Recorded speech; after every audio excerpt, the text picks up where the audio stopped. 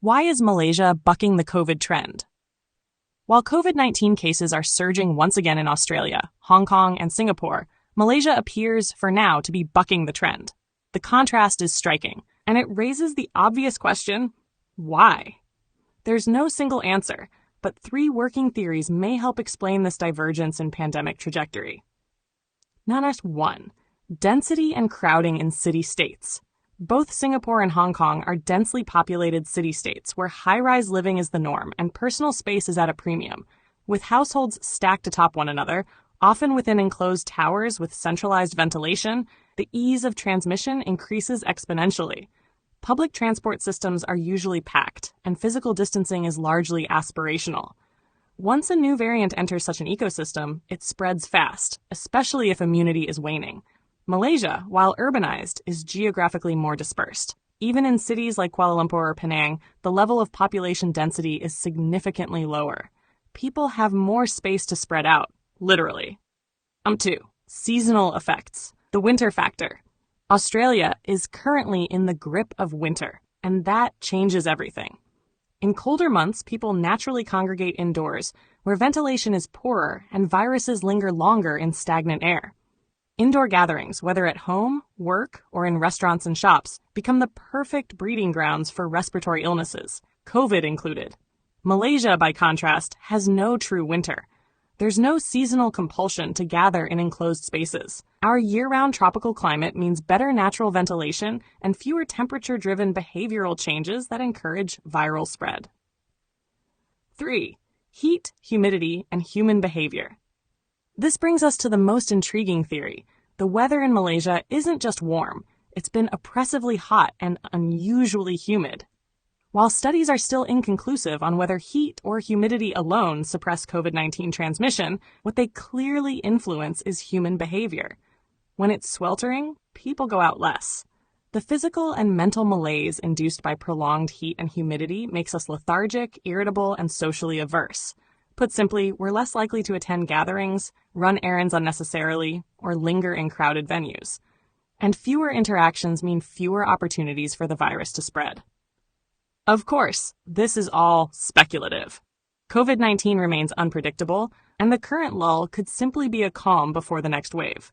But for now, Malaysia stands out as an exception in the region, and understanding why could help inform smarter responses elsewhere. Staying vigilant and responsive, not complacent, must remain our guiding principle. But we can, cautiously, count our blessings. For once, the heat and haze might be doing us a small, silent favor. A heartfelt light. To every soul whose hand did give, you've helped me dream, helped me live. In darkest hours your light came through, with hearts so kind, so pure, so true. Your gifts, like stars in deepest night, have steered me gently toward the light. Each coin, each word, each silent prayer, a thread of hope so rich, so rare. My eyes once dimmed now seek the skies, and slowly clearer visions rise. Because of you, I dare to see the world again. Its grace, its plea. Your compassion's flame will not just stay with me alone. It lights the way for others wandering through despair to feel the warmth of selfless care. You've shown what love in action means, in quiet ways through giving scenes. You've built a bridge from soul to soul and made the broken feel more whole. So let this thanks rise like a song, a melody both soft and strong. May your example gently call more hearts to rise to give.